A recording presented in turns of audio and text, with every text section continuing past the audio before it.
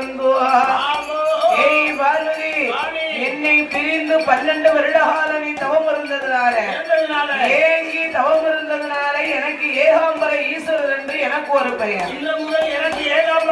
ஆமா 12 வருடம் கம்பா நதி கரையிலே நீ கம்ப தவங்கள் செய்து வந்ததுனால இன்றைய நாள் முதலாக கம்ப காமாட்சி என்று உனக்கு ஒரு பெயர்.